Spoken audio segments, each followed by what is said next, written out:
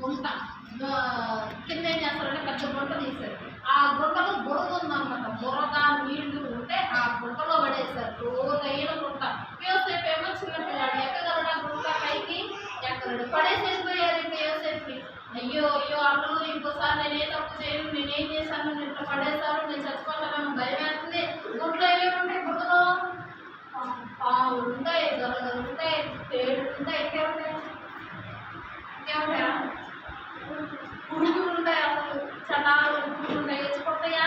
పుట్టే బోటా ఏమనిపించింది? పుట్టే దాంట్లో పుట్టింది, దొంగ వచ్చింది, నొప్పి వచ్చింది. అంత ఆ బాధలో నేను ఏ తప్పు చేయను, అన్నులు అన్నులు నన్ను బయట లాగండి, బయట లాగండి చెప్పి ఏడుస్తున్నాడు గుంటలో.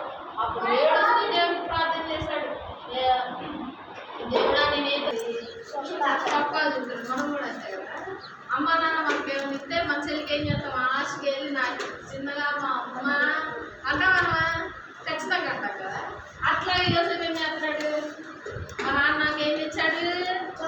రంగు రంగుల చొక్కా. అది మామూలు చొక్కానా? ఏం చొక్కా? రంగు రంగుల చొక్కా తెచ్చాడు అని చెప్పి అమ్మలు చూపిస్తే అమ్మలు కట్టాలి. కోపం ఎక్కువైపోతుంది.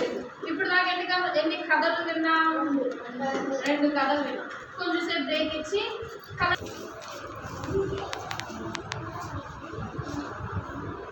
10,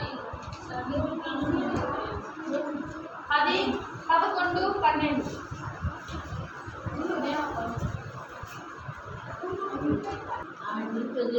ఒకటా?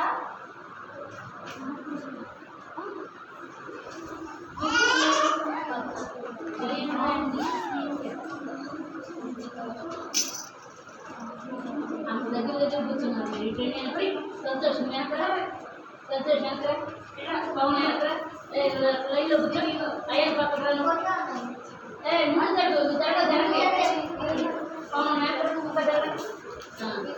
మీరు కూడా అంతే. మీరు ముందుకెళ్ళండి, వెనక్కి రండి. పెద్ద పిల్లలు వెనక్కి రండి.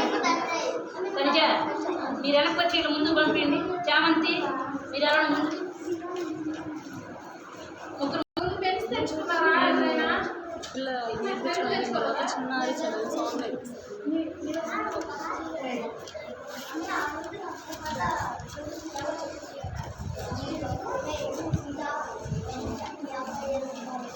ఇంకెవరైనా రావాలా? బుక్స్ అందరికి వచ్చాయా?